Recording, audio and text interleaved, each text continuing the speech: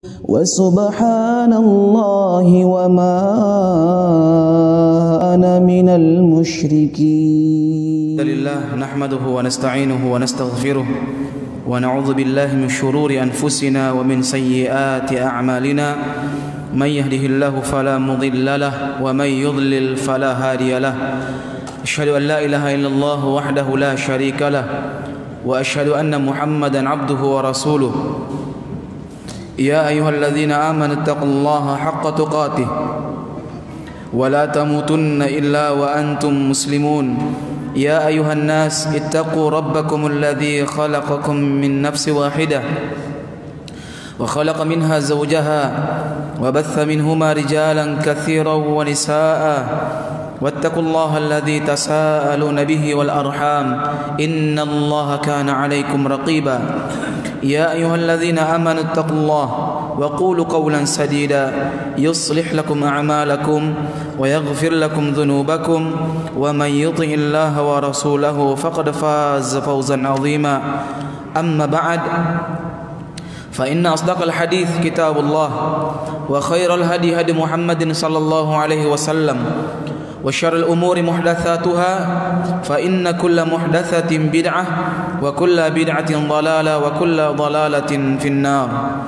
أحبتي في الله أعزني الله وإياكم وبارك الله فيكم. Alhamdulillah, di malam hari ini kembali kita diizinkan oleh Allah Subhanahu wa taala untuk melanjutkan kajian kita, yakni Kitab At-Tauhid alladzi huwa haqqullahi 'alal 'abid.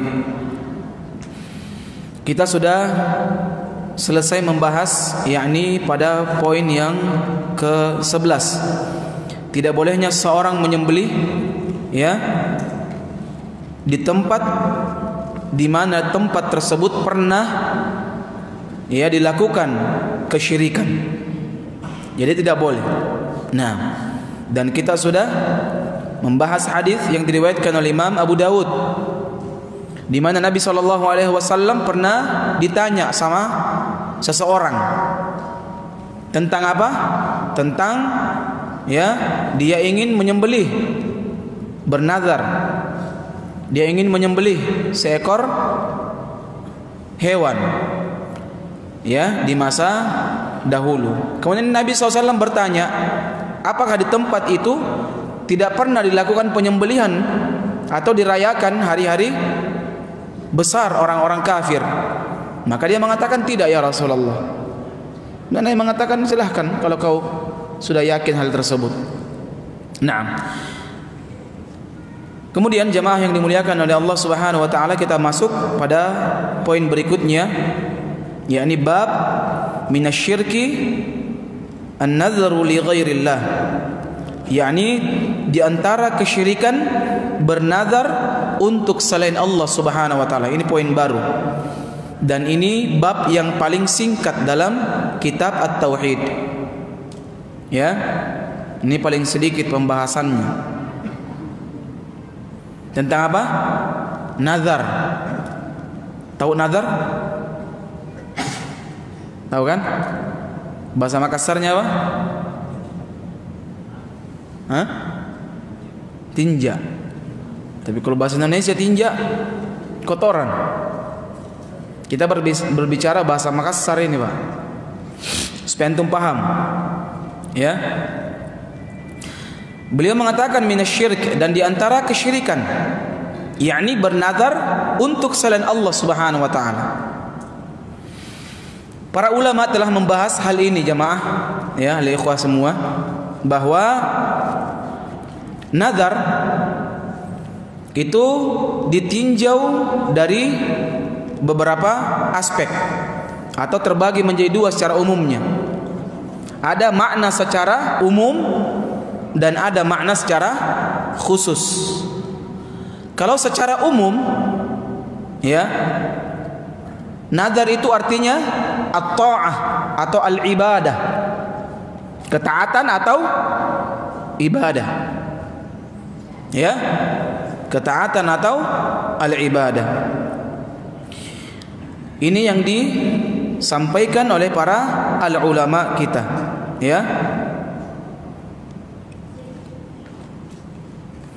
Di sini Allah Subhanahu wa taala mengatakan yufuna bin nadhr. Yufuna bin nadhr. Nah, ini surah apa? Al-Insan ya. Yufuna bin nadhri wa yakhafuna yawman kana syarruhu mustatira. Allah Subhanahu wa taala mengatakan mereka menepati janji mereka, nazar mereka, ibadah mereka, dan takut akan suatu hari yang azabnya merata di mana-mana, yakni hari kiamat. Jadi makna secara umum nazar itu adalah al-ibadah atau at-ta'ah, ketaatan. Adapun secara makna yang lain ini disampaikan oleh para ulama yang lain, ya. Dan ini yang kita bahas sekarang. Nazar yang ini yang kita maksud ini. Apa itu? Yakni mewajibkan sesuatu untuk dirinya apa yang tidak diwajibkan dalam ibadah untuknya. Jadi mengambil ibadah yang bukan kewajiban. Ibadah itu bukan yang wajib baginya, namun dia wajibkan untuknya. Paham? Ini namanya nazar. Sebagaimana yang disebutkan oleh para ulama, di antaranya Al-Imam Qatadah rahimahullahu taala. Ya, yakni bima faradallahu alaihim minas shalah waz zakah was shaum wal hajj wal umrah wa ghairi minal wajibat. Yakni mengambil sesuatu, menunaikan yang diwajibkan oleh Allah Subhanahu wa taala atas mereka, baik salat, zakat dan seterusnya. Nah,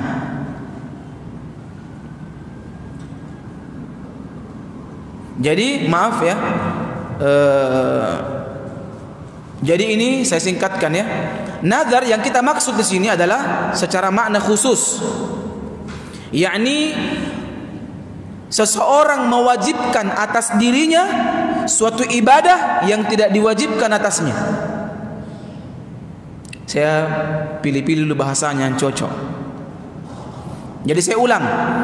Jadi nazar tinja bahasa Makassarnya, yakni seseorang mewajibkan atas dirinya suatu ibadah yang asalnya tidak diwajibkan untuknya. Antum supaya lebih paham, saya kasih satu contoh. Ya, umpamanya ada orang, kalau saya sembuh ini, maka saya akan berpuasa 2 bulan. Paham? Sembuh, maka saya akan berpuasa 2 bulan. Sekarang saya mau tanya, puasa yang 2 bulan ini, apakah wajib untuknya sebelumnya? Hah? Tidak. Kapan dia wajib? Setelah dia bernazar dan terjadi apa yang dia nazarkan. Jadi kalau tidak jadi bagaimana? Jadi tidak puasa? Tidak. Jadi sesuatu ibadah yang tidak wajib untuknya, tapi dia ambil menjadikan kewajiban untuknya. Saya kasih satu contoh lagi supaya antum lebih paham.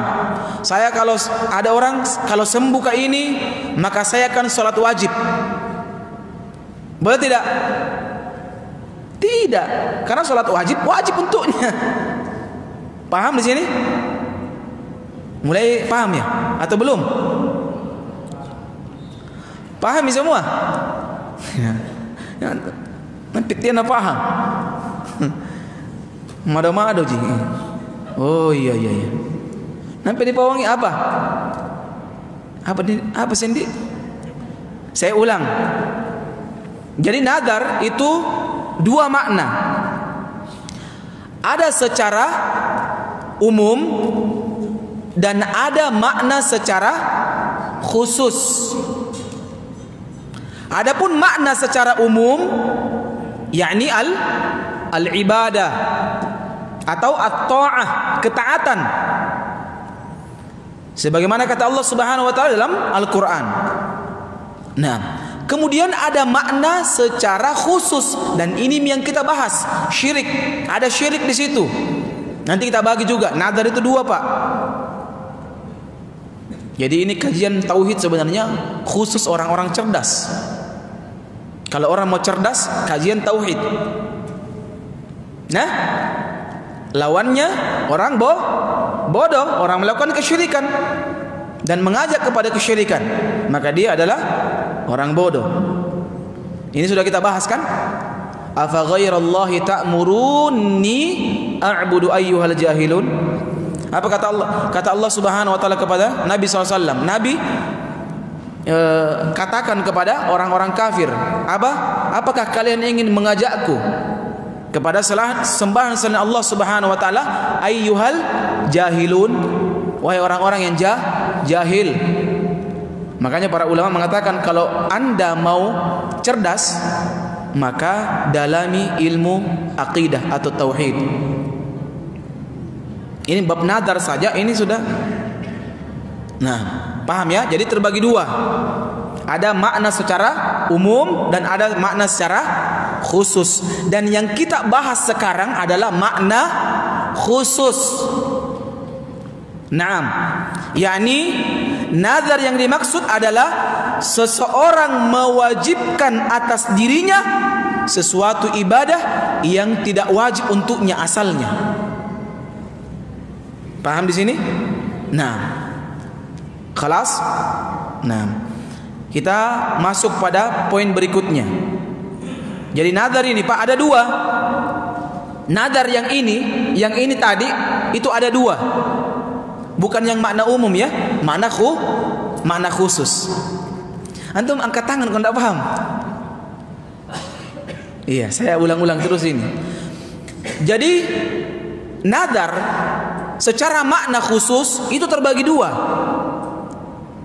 Nah, yang pertama nazar karena Allah.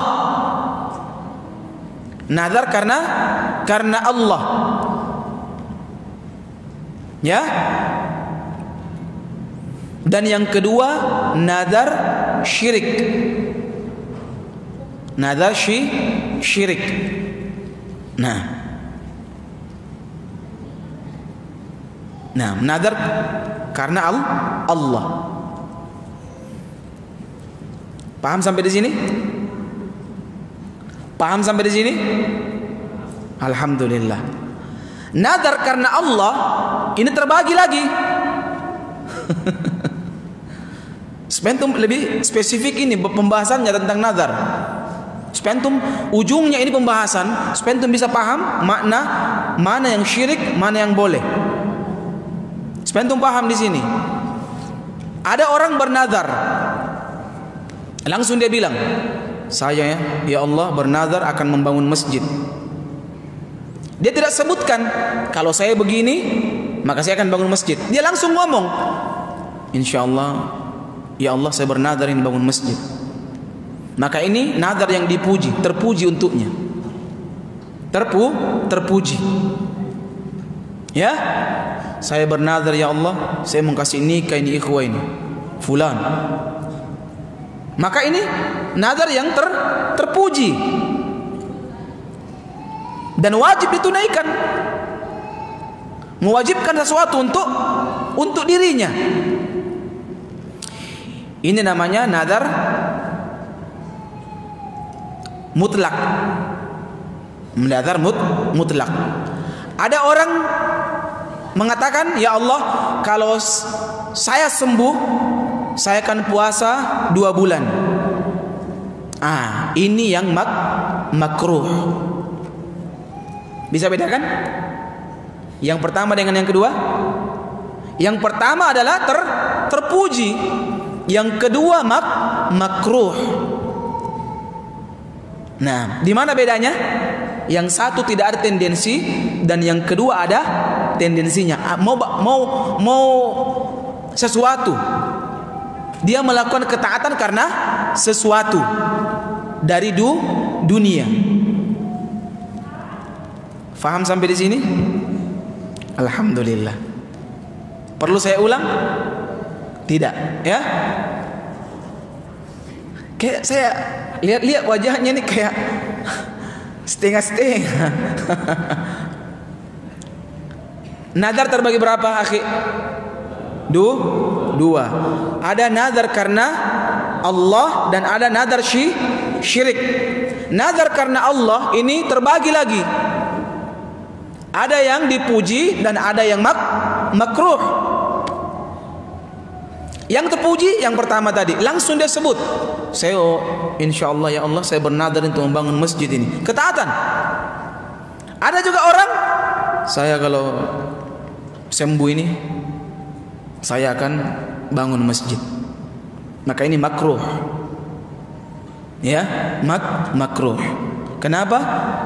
Ini orang pelit. Ya, orang pelit ini.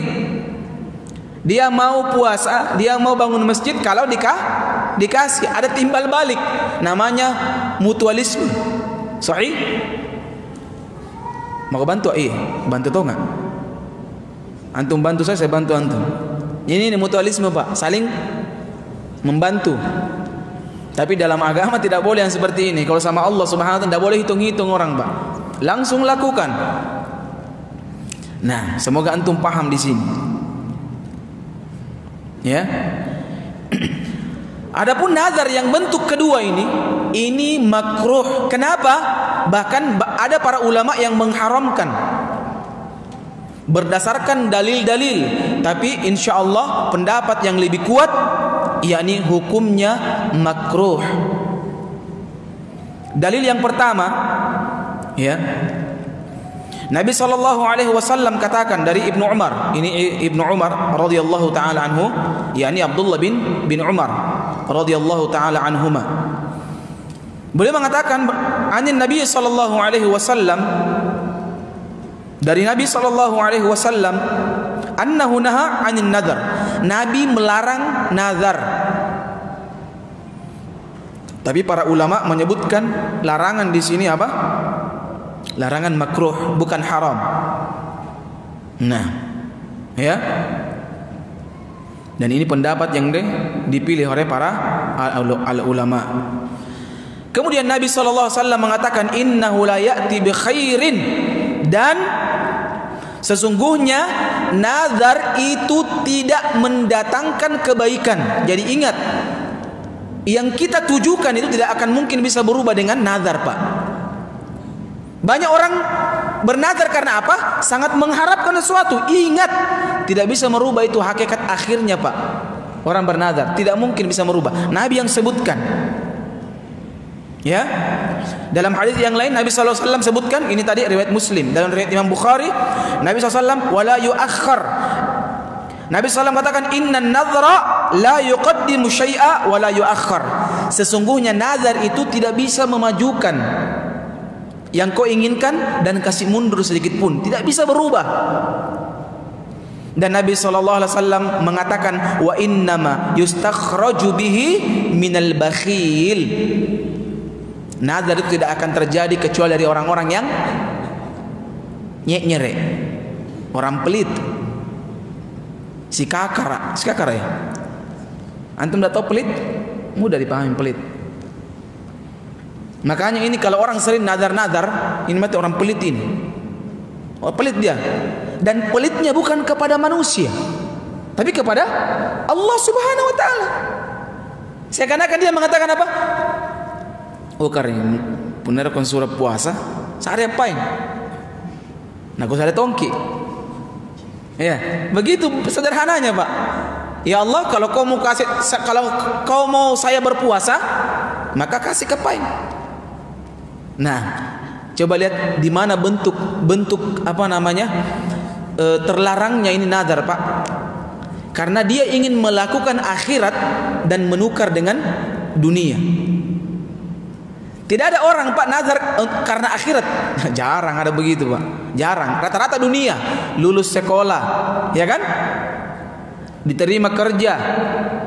Apalagi kalau masuk di tempat pekerjaan riba. Nantang makan dari anuan nih, ya, di apa namanya, di bank konvensional ini tam makan nih, puasa haram, ya, haram, sudah haram, nazar lagi, plus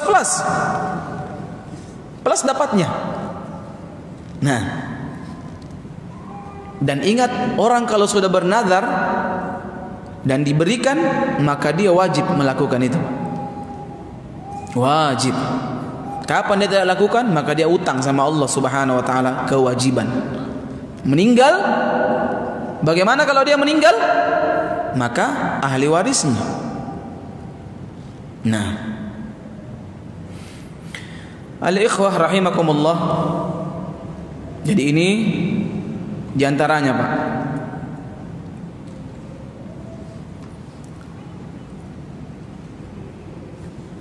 Terus bagaimana kalau ada orang bernazar tapi dia tidak miliki itu barang? Apa dia bilang? Kalau sembuh ke ini, saya akan wakafkan masjid 45. Pore-pore nah. Bagaimana ini, Pak? Tidak bisa. Bukan miliknya. Kalau dia bersumpah demi Allah, maka dia wajib membayar kafarah atas sumpahnya. Dan bagaimana kalau orang bayar kafarah, Pak? Ada yang tahu? Kafarah sumpah. Ya, kafarah yamin. Itu membayar sumpahnya, kafarah. Dengan cara memberi makan orang miskin 10 orang. Ada orang sudah bersumpah umpamanya. Ini umum ya, sumpah ini umum. Saya demi Allah, naudzubillah min dzalik. Ada orang mengatakan demi Allah, saya tidak mau lagi berteman dengan antum. Suatu ketika dia berteman, dia boleh berteman, tapi dia gugurkan kewajibannya, sumpahnya. Sama dengan apa? Ucapan kalau orang habis menikah, Pak. Hati-hati nih. Sighat ta'liq. Apabila saya 3 bulan tidak kasih uang istriku, maka jatuh talak. Ini enggak boleh. Ini namanya sumpah. Dan gugurkan ini dengan apa? Bayar kafarah. Enggak boleh. Sumpah begitu enggak boleh. Karena kita tidak tahu, bisa saja kita sakit 1 tahun. Bagaimana nih? Apabila istriku datang di pengadilan bayar 10.000 atau 1.000? 10.000 maka jatuh talak. Nauzubillah min dzalik. Tidak boleh ini. Ini kafarah, bayar kafarah ini. Dan di situ boleh memilih kan, mau baca atau tidak. Sigat ta'liq kan? Antum tahu sigat ta'liq apa tidak? Yang sudah menikah jika yang tahu ini. Itu kalau ada orang sudah menikah, dikasih baca, mau baca apa tidak itu. Pilih, bilang jangan. Karena itu sumpah, tidak boleh. Seorang muslim tidak boleh bersumpah. Tidak boleh mudah-mudah bersumpah. Kalau sudah terlanjur, bayar kafarah. Memberi makan berapa? 10 orang. Pilih-pilih misalnya miskin-miskin. Nah, orang miskin dikasih makan dengan makanan yang antum makan tengah-tengah. Antum suka makan daging, ayam, tempe. Ya, ayam saja pilih. Ya. Antum lebih sering makan ayam daripada tempe, ya, maka tengah-tengahnya ambil. Mungkin sekarang 15.000, mungkin nasi kuning beli 10, keluarkan supaya untuk menebus kafarah. Makanya antum kalau menikah 2 kali jangan pakai itu, sigat ta'liq. Nah, insyaallah ya. Paham sampai di sini, ikhwan? Nah, sekarang kita masuk pada nazar yang kedua. Jam berapa Isya? Ada pertanyaan, kita jawab dulu pertanyaan supaya lebih bagus ya. Jam berapa Isya? 10 menit lagi. Bagaimana hukum bekerja di klinik bekam atau ruqyah sebagai karyawan? Klinik tersebut bukan cuma bekam atau ruqyah, tapi juga menjual bahan-bahan herbal. Klinik ruqyah yang masalah. Klinik ruqyah difatwakan oleh para ulama sebagai bid'ah. Adapun tempat bekam tidak ada masalah. Tempat untuk bekam, tapi tempat khusus untuk ruqyah itu tidak ada sunnahnya. Ini telah dijawab oleh para ulama. Bekerja khusus, saya tukang ruqyah. Apa yang tukang ruqyah? Pergi keliling jadi tukang ruqyah. Hati-hati, kita ini penuntut ilmu, jangan mau cari musuh. Itu tukang ruqyah seperti tukang pukul, menerima jasa tukang pukul. Karena dia akan dikasih bertengkar dengan jin. Jadi carilah pekerjaan lain. Jangan tukang ruqyah. Tukang apa? Tukang masak kek lebih bagus. tapi bisa meruqyah. Ya, tukang masak tapi bisa meruqyah. Jadi semua orang berpotensi, tidak ada orang tukang ruqyah. Semua orang bisa meruqyah. Ya, jadi ada ilmu khusus. Itu terus dia bahas. Spesialis ruqyah. Siapa spesialis ruqyah? Semua orang-orang saleh bisa meruqyah. Semua orang saleh. Dibacakan Al-Quran saja gampang sekali. Allah katakan wa nunazzilu minal Qur'ani ma huwa shifa' wa rahmatul lil mu'minin. Ya?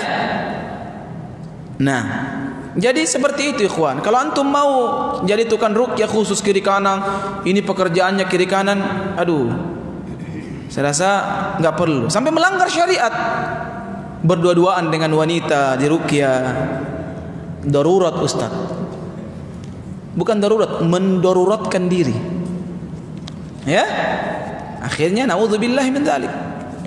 Dipegang-pegang itu akhwat, katanya pakai kaos tangan. Ini yang sering terjadi. Mana jinnya? Ini akhwat. A'udzubillahi minasyaitonirrajim. Pakai kaos tangan. Halal ini Pak? Apa halal? Ada sih pernah dengar tukang ruqyah begitu Pak? Ya? Ini maaf ini Pak, sebelumnya saya sebenarnya tidak mau sentuh perempuan Pak. Tapi karena Bapak yang panggil saya ke sini, Bapak harus halalkan dulu. Apa mau dihalalkan? Mau dikasih nikah? Nah istrinya orang ini. Akhirnya dia pegang kepalanya itu perempuan, dia pegang badannya, naudzubillah, di depannya dia pegang, darurat. Apa yang darurat? Kalau mau ajar suaminya untuk meruqyah, sudah beres. Nah, apa bedanya nazar dengan Assalamualaikum Waalaikumsalam warahmatullah. Apa bedanya nazar dengan janji? Nazar beda, tadi nazar kita sebutkan, janji. Saya janji antum nah itu janji. Tidak mungkin saya nazar antum nah. Ingat nazar bukan nazar. Nazar itu pergi lihat akhwat. Itu bukan makruh itu Pak, halal, bahkan sunnah. Bedakan ya, nazar dengan nazar, bernazar. Za dengan wa. Nazar itu melihat wanita. Tapi mau menikah, jangan jadi Abu Nazar. Iya, sedikit-sedikit pernah nazar akhwat, tidak jadi. Pilih lagi yang cantik. Nazar lagi, tidak jadi lagi. Bikin lihat, tes. Bahkan 3 sekaligus dia nazar akhwat. Kira bagian nih, pusing. Yang pertama, matanya sipit, ininya besar, ininya kodis. 2, ini besar, ini pusing dia. Akhirnya apa? Jadi Abu Nazar. Ya, itu pekerjaannya terus. Naudzubillah min dzalik. Ikhwan, ya, masya Allah. Jangan antum cinta karena cantik, tapi cantik karena cinta. Jadi kalau antum menikah dengan seorang wanita, maka cantikkan dirinya dengan cinta. Nah, ini saya kasih sedikit resep buat antum yang belum menikah. Kasihan antum. Untuk salat sunnah, apakah wajib membaca surah setelah Al-Fatihah? Tidak. Biar salat wajib. Surah setelah Al-Fatihah bukan wajib. Al-Fatihah wajib, bahkan dia rukun salat. Ya, ini saya sudah bahas di kajian ya tentang sifat salat Nabi. Tidak wajib. Yang kedua, insyaallah saya akan ada trip ke luar negeri. Mohon arahannya Ustaz. Bagaimana salat safar dalam perjalanan, bagaimana salat Jumat dan lain-lain. Dilihat dulu safarnya. Kalau mubah maka halal, tapi kalau safarnya haram maka tidak boleh dia berangkat. Nah, atau ya, tahu ya safar haram. Tujuannya untuk pergi pacaran umpamanya. Ya, tidak boleh. Atau pergi untuk melakukan maksiat, maka tidak boleh. Kalau mubah perjalanannya untuk bisnis dan seterusnya, maka silahkan. Ingat, orang safar berdoa. Ya, di antaranya ketika dia naik pesawat, maka solatnya boleh dijamak qasar kalau dia telah keluar dari negerinya. Kalau masih di negerinya, maka dia sholat jamak, tidak qasar. Paham? Dia mau ke Jakarta umpamanya, dia masih di bandara. Musafir mah ini kapan saya? Jamak qasar dia. Salah. Kenapa? Karena masih di Sudiang. Kan Sudiang Ustaz, bukan di Makassar. Siapa bilang? Makassar itu tahu? Iya, oh Maros di Maros, tapi masih kelihatan antum belum berangkat. Kecuali antum singgah dulu di Jakarta, mau ke kemana ya seterusnya, maka dia safar di kampungnya mi orang di Jakarta mi, maka dia jamak qasar. Takhir boleh, takdim boleh. Takdim itu zuhur dengan asar, asar yang ditarik. Dua rakaat kalau sudah dalam perjalanan. Masuk waktu zuhur, salat 2 rakaat, asar 2 rakaat. Asar yang ditarik, ini namanya jamak qasar takdim. Ada takhir, yakni salat zuhur ditarik ke asar. Asar pi baru salat. Salat apa dulu? Zuhur dulu. 2 rakaat baru iqamah lagi 2 rakaat asar. Takhir namanya. Nah, paham? Dan seorang musafir tidak wajib berjamaah di masjid, tidak wajib. Salat Jumat juga tidak wajib baginya berjamaah kalau musafir. Nah, mengenai nazar, bagaimana kalau kita pernah bernazar tapi sudah lewat karena sudah lama menahun? Tetap nazar, bayar apa yang dinazarkan, ya. Nah, kalau saya apa namanya sehat ini Ustaz, saya poligami umpamanya, maka wajib dia poligami. Siapa suruh? Nah, satu lagi bisa. Afwan Ustaz, ana mau bertanya begini. Kami akan melakukan rihlah, rencananya di sebuah tempat yang memiliki permandian umum atau kolam renang. Dan di acara ini akan ada games di kolam renang. Bagaimana hukumnya wanita berada di kolam permandian umum? Tempat tersebut tidak disewa, khusus untuk wanita. Tidak boleh wanita turun. Tidak boleh. Satu tempat, satu kolam tidak boleh perempuan turun. Ini penyakit sekarang ini begini, Pak. Sama-sama akhwat ikhwah, kita rihlah sakinah. Akhirnya apa? Satu kolam renang, tidak boleh. Tapi pakaian Ustaz, pakai cadar ji, biar tidak boleh akhwat. Itu mi enaknya rihlah, bukan mandi-mandinya. Lihat akhwat yang enak, jami sembunyikan. Nah pernah tonjak aja dari remaja masjid, tapi tidak lama saja dari remaja masjid. Jangan, akhi, akhwat itu fitnah yang paling besar. Antum mungkin bisa menghindar dari main game, bisa mungkin menghindar dari dosa-dosa yang lain, tapi yang namanya fitnah akhwat, asyaddu wa akhtar, lebih dahsyat dan lebih berbahaya. Jangan coba-coba.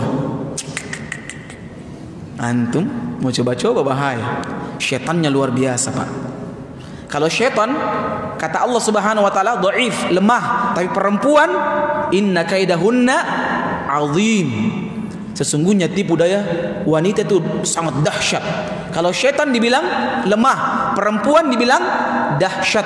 Berarti godaan wanita lebih keras daripada syaitan. Kalau antum Ka'bah balami, silahkan. Nah, kita cukupkan ya. Masuk waktu kayaknya. Semoga bermanfaat. InsyaAllah di pekan berikutnya kita bahas nazar yang kedua, yakni nazar syirik ya. Semoga Allah Subhanahu wa taala menambahkan ilmu kepada kita semua, mengistiqomahkan kita semua menjaga di atas jalan Nabi sallallahu alaihi wasallam. Saya cukupkan. Subhanakallahumma wa bihamdik asyhadu an la ilaha illa anta astaghfiruka wa atubu ilaik. Assalamualaikum warahmatullahi wabarakatuh.